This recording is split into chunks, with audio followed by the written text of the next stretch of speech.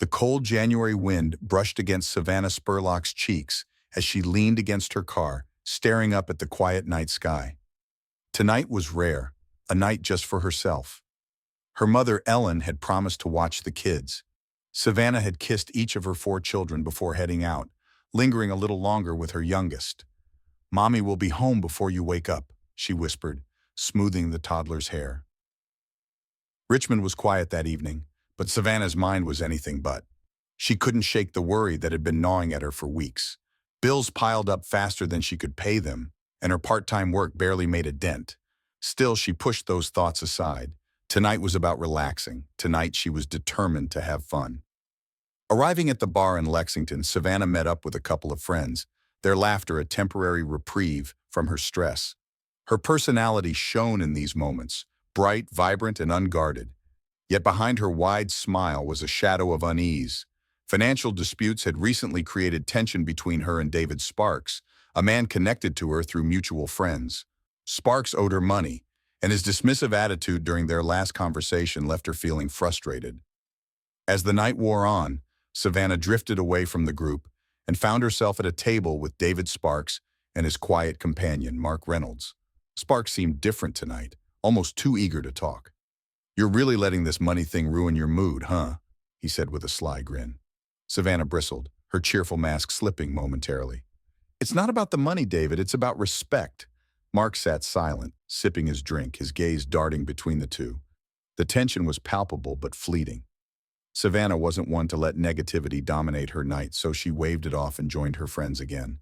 Sparks, however, watched her leave, his smile fading into something unreadable.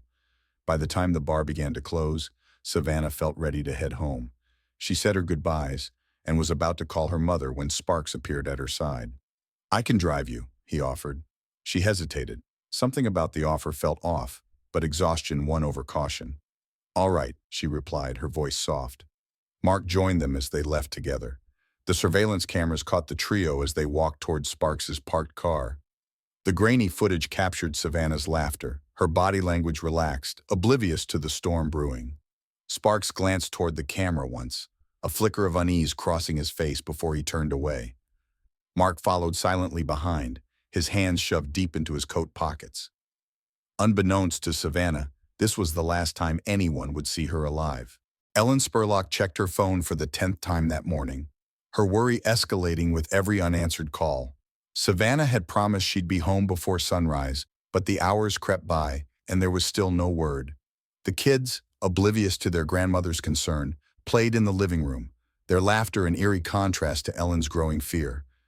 By midday, Ellen's fear turned into action.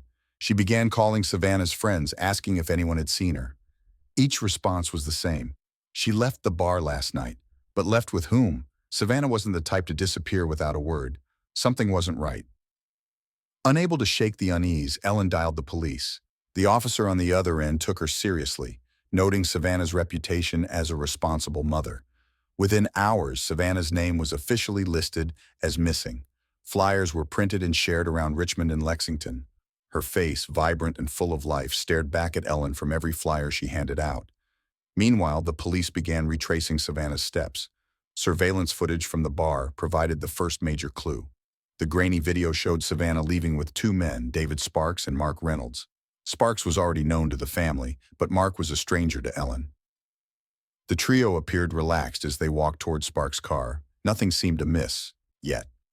Detectives visited Sparks' home that evening. Sparks, seemingly calm, invited them inside. His story was simple.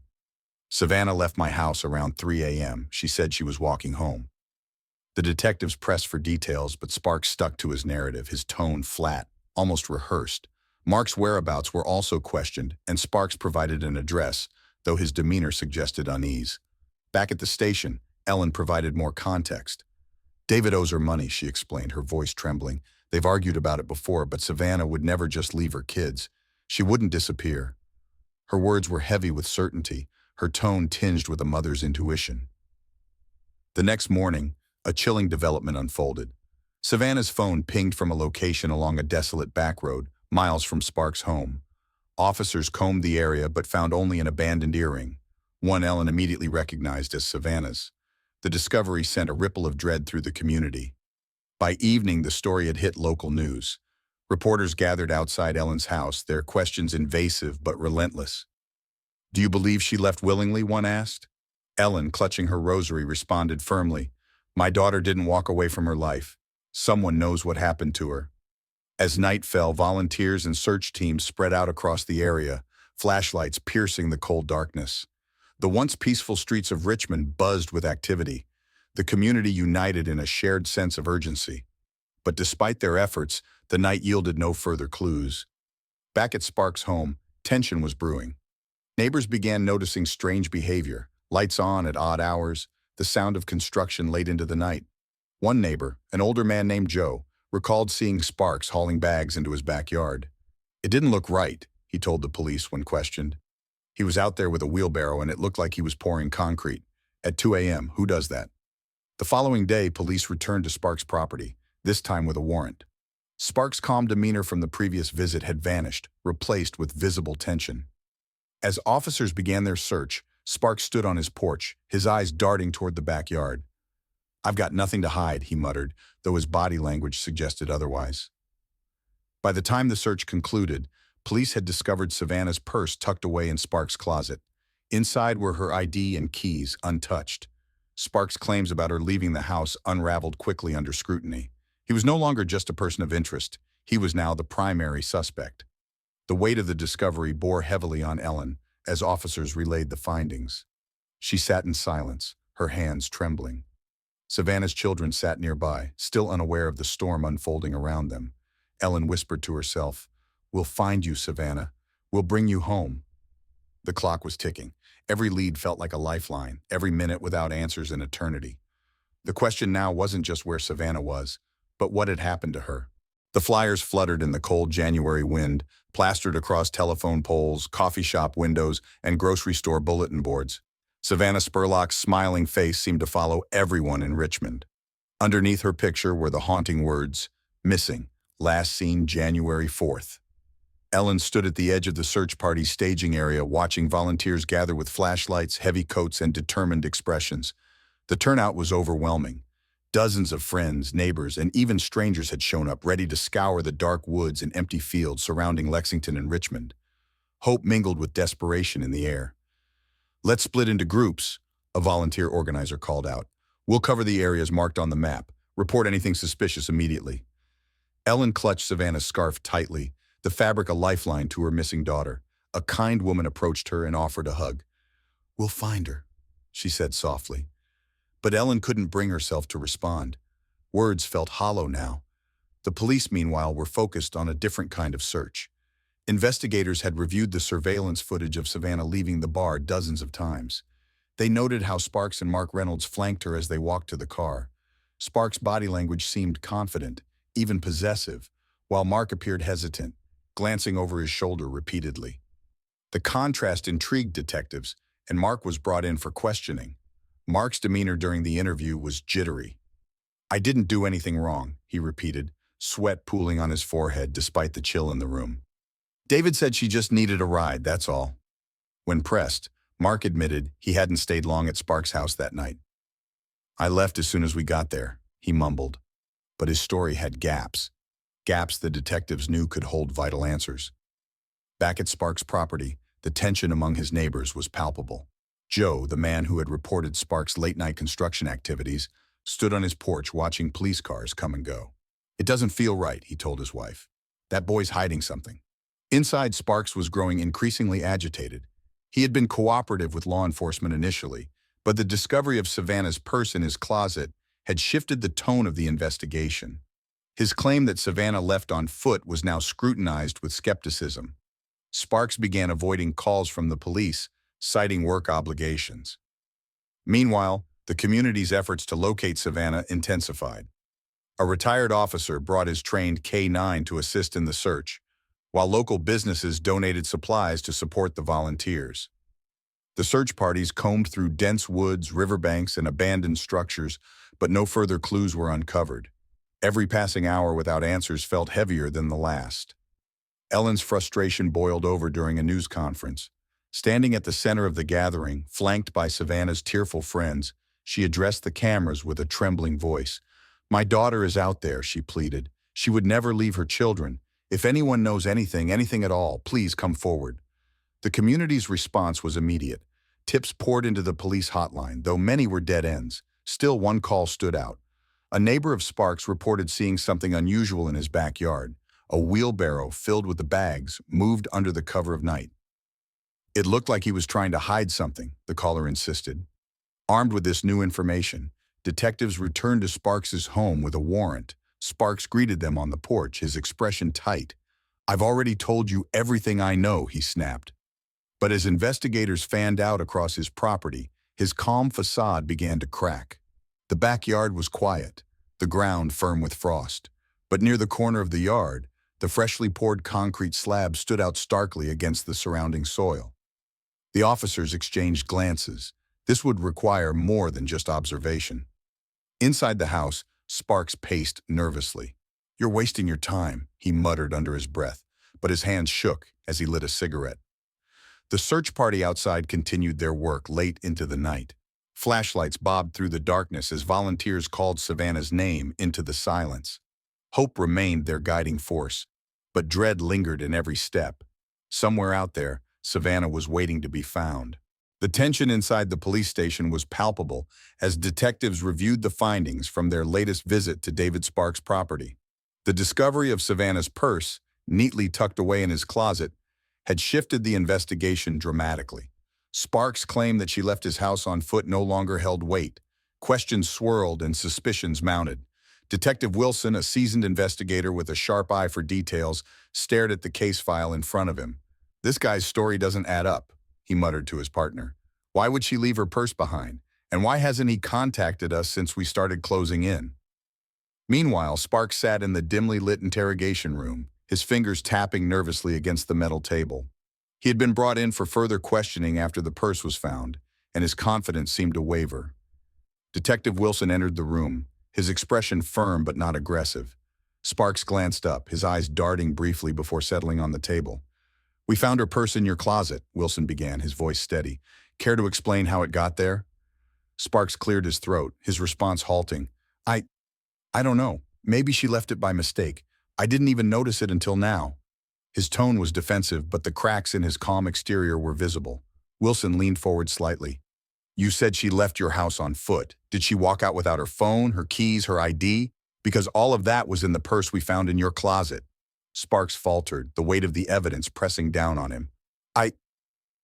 I don't know what to tell you," he stammered. "I didn't do anything to her, I swear." But Wilson wasn't buying it. "David," he said, his tone shifting to one of quiet intensity, "if you're innocent, why haven't you reached out to help find her? Why are neighbors reporting you pouring concrete in the middle of the night? What are you hiding?" Sparks's face flushed, his composure slipping further. "I'm not hiding anything," he snapped, his voice rising. "I told you everything I know." Back in the observation room, Ellen watched the exchange unfold on the monitor. Her hands clenched tightly around her purse, her heart pounding. She could feel it. He knew more than he was letting on. She turned to Detective Morales, who stood beside her. "He's lying," she whispered, her voice trembling. "He knows what happened to her." Morales nodded. "We're closing in, Mrs. Spurlock. He's cracking. It's only a matter of time." Outside the station, the media swarmed, cameras flashing as reporters shouted questions. The discovery of Savannah's purse had reignited public interest in the case. Headlines screamed across screens, "Breakthrough in Savannah Spurlock case." The pressure on Sparks only grew as investigators uncovered more inconsistencies. A neighbor, Joe, provided a detailed statement about seeing Sparks moving heavy bags into his backyard the night Savannah disappeared. "He was working like a man possessed," Joe told detectives. "It wasn't normal." Armed with this testimony, Wilson returned to Sparks. "David," he said, his voice firm, "we have witnesses placing you in the backyard at odd hours, hauling things you didn't want anyone to see. We also have evidence from the scene suggesting something was buried. You need to tell us the truth. Now." Sparks' breathing quickened, his shoulders hunched defensively. He opened his mouth to respond, but no words came out. Instead, he slumped back in his chair, his silence speaking louder than anything he could say. The detectives left the room, giving Sparks time to sit with his thoughts and his guilt. Outside, Ellen watched as the officers regrouped. Her eyes burned with unshed tears, but her resolve was unshaken. She whispered to herself, "We'll find you, Savannah, no matter what it takes." As the day turned to evening, the investigation pressed forward.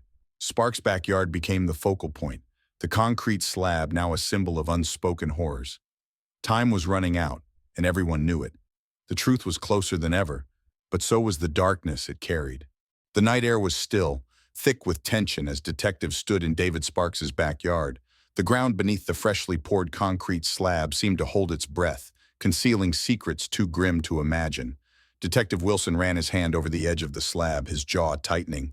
"We'll need to dig," he said quietly, signaling the team to prepare the equipment. Inside the house, Sparks paced nervously, chain smoking as his lawyer tried to calm him. "David, if there's something they're going to find, you need to tell me now," the lawyer pressed, his voice firm but low. Sparks avoided eye contact, mumbling, "They're just harassing me, I didn't do anything." But the unease in his movements betrayed him. Sparks glanced repeatedly toward the window, his face pale as officers gathered outside. It was as if he could feel the weight of the truth bearing down on him. In the meantime, Ellen Spurlock sat in the living room of her home, surrounded by family and friends. The silence was unbearable, broken only by the occasional chirp of a cell phone. She clutched Savannah's scarf tightly, her knuckles white. The search had been relentless, but the answers still felt maddeningly out of reach. "What are they doing at his house now?" she asked no one in particular, her voice trembling. One of the officers entered the station where Ellen had been waiting earlier. "Mrs. Spurlock, we're following a lead that might bring us closer," he said cautiously. She nodded, her eyes searching his face for hope, but finding only guarded professionalism. Back in the backyard, the digging began. Under the glare of floodlights, shovels struck the hardened earth around the concrete slab. Every scrape of the tools seemed to echo in the cold night air, each sound ratcheting up the tension. As they worked, Detective Morales scanned the perimeter, recalling the neighbor's testimony about Sparks moving bags late at night. "He wasn't just hiding something," Morales muttered to Wilson. "He was burying it." Suddenly, the digging stopped. One of the officers froze, his flashlight fixed on something beneath the surface. "Detective," he called out, his voice sharp. Wilson and Morales rushed over, peering into the shallow pit. The tension snapped like a rubber band stretched too tight. "Bag it and tag it," Wilson ordered, his voice calm despite the icy grip of dread curling in his stomach. Inside, Sparks's pacing turned frantic. He peered out the window, his cigarette trembling between his fingers. "They're wasting their time," he muttered again, but the rising panic in his tone betrayed him. His lawyer stood, folding his arms. "David," he said flatly, "you need to tell me what's going on out there." Sparks spun around, his eyes wide. "I didn't—" He stopped himself, shaking his head. "They're just trying to pin this on me because I gave her a ride." His words were defensive, but his demeanor was cracking. Outside, the digging continued, methodical and unrelenting. The night dragged on, and the officers unearthed what appeared to be personal items, a fragment of fabric, a plastic bag containing unknown contents. Each find brought a wave of both hope and dread. Was this Savannah? Was this the proof they had been searching for? At the station, Ellen's phone buzzed. She grabbed it instinctively, her heart leaping into her throat. It was a text from one of the volunteers. "They're digging at Sparks' place. Stay strong." She read it silently, her fingers trembling, before placing the phone face down on the table.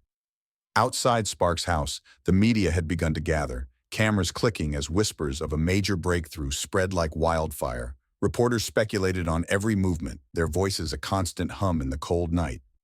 "Do you think they found her?" one journalist asked another. As the clock ticked closer to dawn, the air around Sparks's property grew heavier. The slab was fully excavated, and beneath it lay layers of compacted soil. "We're getting close," Morales whispered to Wilson. Sparks, watching from his window, finally sat down, his head in his hands. His silence was deafening. The silence was deafening as the excavator clawed at the soil beneath the concrete slab. Every movement seemed to echo into the night, each scrape of the shovel pulling the search team closer to an answer no one wanted to face.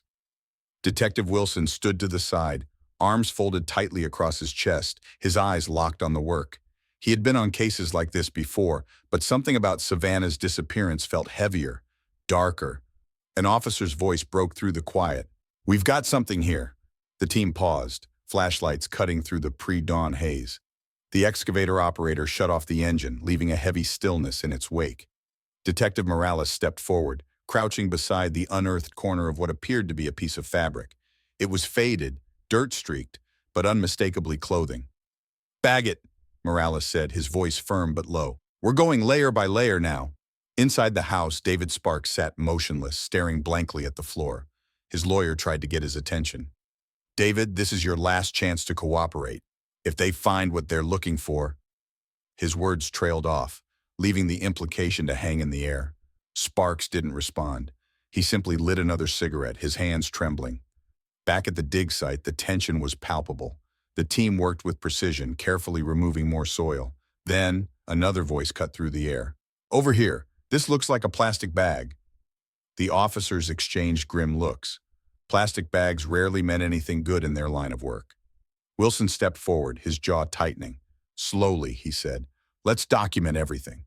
The officers followed his lead, snapping photographs as they gently unearthed the bag. It was heavy, its contents obscured by dirt and grime.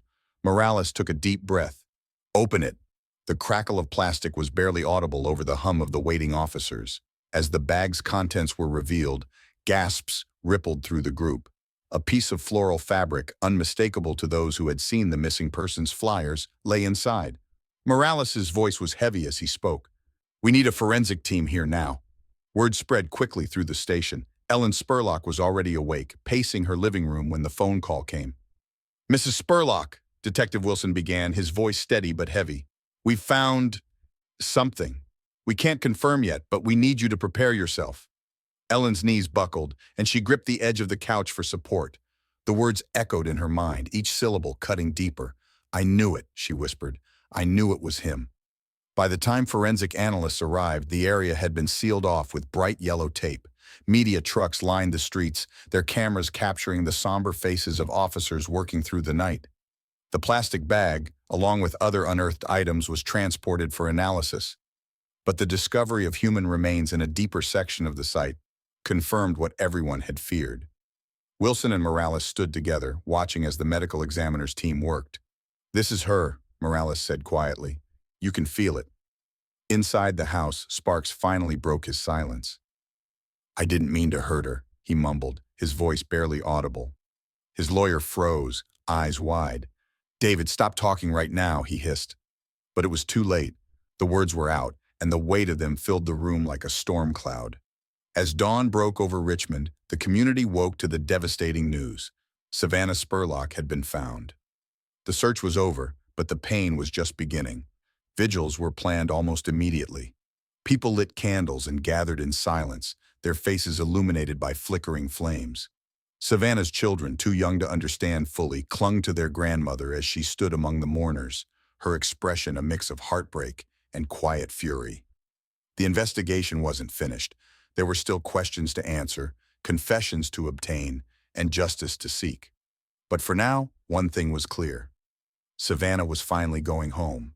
David Sparks sat motionless in the interrogation room, his head bowed, eyes fixed on the floor. The walls felt like they were closing in, the weight of his silence growing heavier by the second. Across from him, Detective Wilson leaned forward, his voice low but firm. "David, this is your chance. We know you didn't do this alone. Who helped you?" Sparks looked up, his face pale, his lips trembling. "I didn't—" He stopped himself, shaking his head. The room fell silent again, save for the faint hum of the air conditioner. Meanwhile, outside the room, Detective Morales reviewed new evidence. A recorded phone call between Sparks and a family member. The audio was clear. Sparks had asked for help, pleading with his parents to take care of it, because he couldn't do it alone. Morales exchanged a grim look with Wilson through the observation window. "They're in this," he said quietly. The detectives wasted no time. That evening, they visited Sparks' parents, George and Linda Sparks, at their modest home on the outskirts of Richmond. The couple answered the door cautiously, their faces drawn with worry. "We're here to ask you a few questions about David," Morales began, his tone measured. "It's important that you tell us the truth." George's shoulders sagged as he invited the detectives inside. Linda sat on the edge of the couch, her hands clasped tightly together. "We don't know anything," she said quickly, her voice shaky. "David hasn't told us anything." Wilson pulled out his notepad, flipping to a page with detailed records. "Mrs. Sparks," he said, his voice steady, "we have evidence that suggests you and your husband were at David's house shortly after Savannah went missing. Witnesses saw you moving items from the house into the backyard. Can you explain that? Linda's face drained of color. She looked to George, who remained silent, his jaw clenched tightly. We were just helping him clean up, she stammered. He said he was remodeling the backyard. We didn't ask questions. Wilson leaned forward. Helping him clean up? You expect us to believe you didn't notice anything unusual? No smell? No signs of distress? You're telling me you didn't know what you were covering up? Tears welled in Linda's eyes. We didn't know, she whispered. Not at first. George finally spoke, his voice low and gravelly. He called us in a panic, he admitted, said something bad happened, that he needed our help. We didn't ask questions. We just thought we were protecting our son. Wilson's expression hardened. Protecting him from what? George, your son didn't just panic. He committed a crime, and now you're complicit. Linda broke into sobs, burying her face in her hands. George looked away, his face a mask of guilt. Morales watched silently, his mind racing. The pieces were falling into place. Back at the station, Ellen Spurlock sat with Savannah's best friend, Vanessa. The two women had grown close over the weeks of searching, bound by their shared determination to bring Savannah justice. Ellen's phone buzzed, a text from Detective Wilson. We're bringing in David's parents for further questioning. We believe they helped him. Ellen's hand shook as she read the message. They knew, she said quietly, her voice filled with disbelief. They knew, and they did nothing. The next day, George and Linda were brought to the station for formal interviews. Both parents broke under pressure, their confessions spilling out in fragmented, tear-filled statements. George admitted to helping David pour the concrete slab, while Linda described cleaning items from the house. We didn't know she was there, Linda sobbed. He told us it was just trash. But the detectives weren't convinced. Morales pressed harder. You didn't know or you didn't want to know, he asked sharply. Because either way, you were part of this. As the confessions unfolded, the weight of their involvement became undeniable. George and Linda had acted out of misplaced loyalty, their fear for their son blinding them to the horrific truth. But their actions had sealed Savannah's fate, burying her not just physically but in layers of lies and denial. Back in the observation room, Ellen watched through the glass as the Sparks family unraveled. Her face was stoic, but her eyes burned with quiet fury. They're just as guilty, she said softly, all of them. The investigation was far from over, but one thing was clear. Justice was closing in, and the truth could no longer be buried. David Sparks sat in the interrogation room, his hands clasped tightly on the table in front of him. The room was oppressively silent, save for the soft hum of the overhead light. Detective Morales entered, carrying a thick file and a weary expression.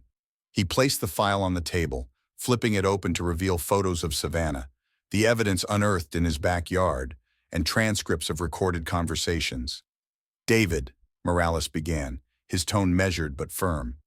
We know this wasn't random. This wasn't an accident. Let's talk about why it happened. Sparks shifted uncomfortably, his eyes darting toward the one-way mirror. I've already told you everything, he mumbled. But Morales wasn't having it. You've told us nothing, he shot back, his voice rising slightly. You think sitting here in silence is going to help you? We have your parents' statements. We have the evidence from your house, and we have your phone records, David. At the mention of phone records, Sparks froze. Morales leaned in, sensing the crack in his composure. You argued with Savannah that night. She confronted you about the money you owed her, didn't she? Sparks opened his mouth, then closed it again, his jaw tightening. Morales continued, his voice now steady but relentless. She came to you because she trusted you. She wanted you to make things right. But instead of dealing with it like an adult, you lost control. Silence hung heavy in the air as Morales let the accusations sink in. Finally, Sparks spoke, his voice barely above a whisper. She wouldn't stop yelling, he said, his words clipped. She just kept pushing. I told her I didn't have it. I told her I needed more time. And then what happened? Morales pressed, his eyes locked on Sparks. The man hesitated, his hands trembling as they gripped the edge of the table. I didn't mean to hurt her, he muttered. I wanted her to stop. In the observation room, Detective Wilson and Ellen Spurlock watched the exchange intently. Ellen's knuckles were white as she gripped the chair in front of her, her face a mask of controlled fury. That's his excuse, she whispered, her voice shaking. He just wanted her to stop? Inside the room, Morales leaned back slightly, his expression hard. David, this didn't end with an argument. You made a choice that night, a choice to silence Savannah forever. And then you involved your family to cover it up. This wasn't a moment of panic. This was calculated. Sparks' breathing grew heavier. I didn't calculate anything, he snapped, his voice cracking. I didn't plan for any of this. Morales slammed the file shut, the sound reverberating through the room. So you just decided to bury her in your backyard on a whim? Is that it? Sparks recoiled slightly, his hands shaking. I panicked, he said, his voice barely audible. It was an accident, I swear. She fell, and I didn't know what to do. But Morales wasn't buying it. He pulled out another piece of evidence, a text exchange between Sparks and a friend from months earlier. The messages hinted at financial desperation, with Sparks venting about getting rid of problems and starting fresh. You were drowning in debt, Morales said coldly. Savannah wanted her money back. She wasn't a problem to be gotten rid of, David. She was a mother, a daughter, a friend. And now she's gone because of you. The weight of Morales's words seemed to crush Sparks. He slumped in his chair, his face buried in his hands. I didn't mean for it to go this far, he mumbled, his voice muffled. I just wanted her to leave me alone. In the observation room, Ellen turned away, her eyes brimming with tears. He killed her over money, she said softly. Over something so meaningless. The interview ended with Sparks being led back to his cell, his shoulders hunched in defeat. But for Ellen and her family, the revelations offered little solace. The motive was clear, but the senselessness of it all only deepened their grief. As the detectives prepared to present their findings to the prosecutor, Morales looked at Wilson, his expression grim. It's not just about what he did, he said. It's about how many lives he destroyed in the process. Outside, the community gathered once again for a candlelight vigil. Ellen stood at the front, her voice strong despite the tears streaming down her face. Savannah deserved better, she said, and we will fight for her until the very end. The courtroom was packed, every seat filled with reporters, community members, and family. The atmosphere was thick with tension, the air charged with the weight of justice yet to be served. Ellen Spurlock sat in the front row, her hands clasped tightly, a photograph of Savannah tucked inside her purse. She had waited months for this day, a day she both dreaded and needed. David Sparks entered, flanked by his attorneys. His demeanor was subdued, his shoulders hunched as if the weight of the evidence already rested heavily on him. Whispers rippled through the room as he was seated, his expression unreadable. Ellen kept her gaze fixed on him, her jaw tight, her resolve unwavering. The prosecution wasted no time laying out their case. The lead prosecutor, a sharp-eyed woman named Laura Grayson, approached the jury with measured steps. This case is about choices, she began, her voice clear and commanding. David Sparks chose to take Savannah Spurlock's life. He chose to silence her, to bury her, and to cover up his crime. Grayson's presentation was methodical. She recounted the timeline of Savannah's disappearance, the surveillance footage showing her leaving the bar with Sparks, and the discovery of her remains beneath the concrete slab. Each piece of evidence was displayed with precision, photos, text messages, and forensic reports. The jury listened intently, their faces a mix of shock and anger. But the most damning evidence came in the form of recorded phone calls. The prosecution played conversations between Sparks and his parents, where he admitted to messing up and needing their help to fix it. The audio echoed through the courtroom, every word a nail in the coffin of Sparks's defense. Sparks's attorney attempted to counter, painting him as a man overwhelmed by financial stress and poor decisions, not a calculated killer. David Sparks is not a monster, the defense attorney argued. He's a man who panicked, a man who made a terrible mistake in a moment of desperation. But Grayson was ready. Panic doesn't pour concrete at 2 a.m., she fired back. Panic doesn't hide evidence. Panic doesn't involve family members in a calculated cover-up. The prosecution called Ellen to the stand. She walked slowly to the witness chair, her heart pounding but her head high. As she took her oath, she glanced briefly at the jury, then at Sparks. Her voice was steady as she recounted the day Savannah disappeared, her final phone call, and the harrowing weeks that followed. Tears filled her eyes as she described Savannah's devotion to her children. She was my light, Ellen said, her voice breaking, and he took her from us. The courtroom fell silent, the weight of her words settling over everyone present. Even Sparks avoided meeting her gaze, his head bowed low. The defense tried to discredit Ellen's testimony, suggesting her grief clouded her perception of the events, but her resolve remained unshaken. I know what he did, she said firmly, and so does he. Finally, the prosecution rested their case. The jury deliberated for hours, each moment stretching endlessly for those waiting. Ellen sat in the hallway, surrounded by family and supporters. She clutched Savannah's scarf, whispering a prayer under her breath. When the jury returned, the tension was unbearable. The foreperson stood, clearing her throat. "We, the jury, find the defendant, David Sparks, guilty of first-degree murder." A collective gasp swept through the room. Ellen covered her face, tears streaming down as the weight of the verdict settled in. Justice had been served, but the loss remained. As Sparks was led away in handcuffs, Ellen stood tall, her grief visible but her strength undeniable. She turned to the crowd of reporters waiting outside and spoke directly to the cameras. "This verdict won't bring Savannah back," she said, her voice trembling but resolute. "But it ensures her story won't be forgotten." The courtroom was silent as the words, "guilty of first-degree murder," echoed through the air. David Sparks stood motionless, his face pale, his shoulders slumped. It was as though the weight of the verdict had physically crushed him.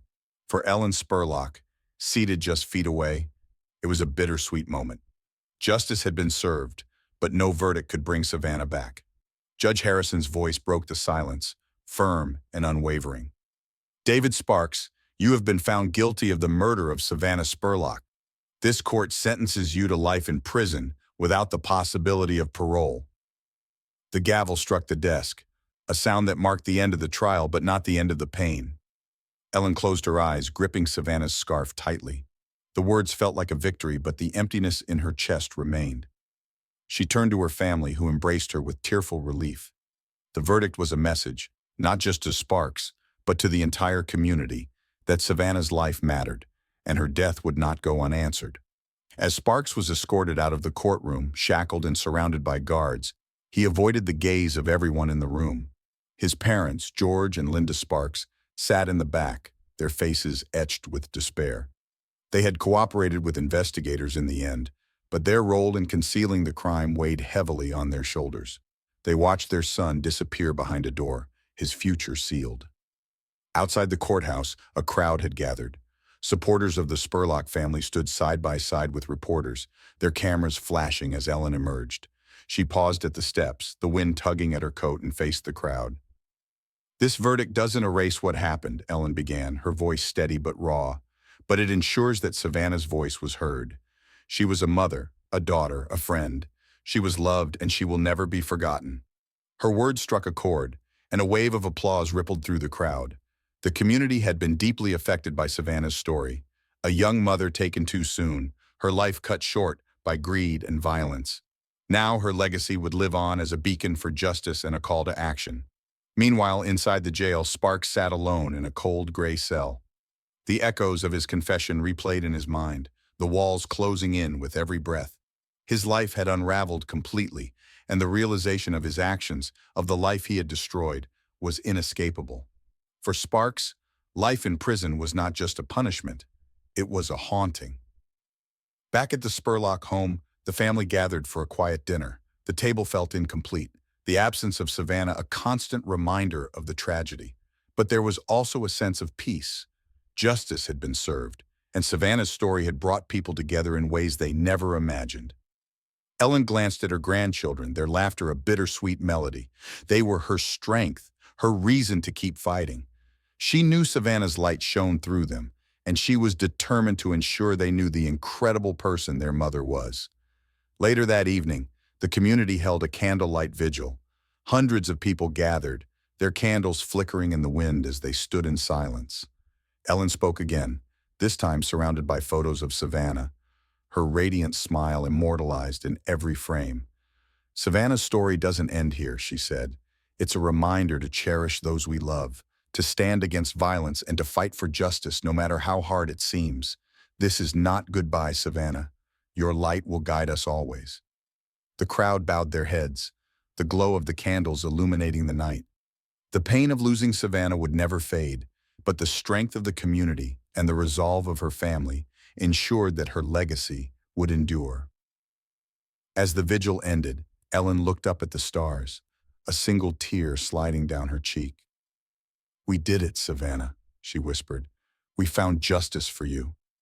The wind carried her words into the night, a quiet promise that Savannah would never be forgotten. The trial of David Sparks had ended, But the story of Savannah Spurlock resonated far beyond the courthouse walls.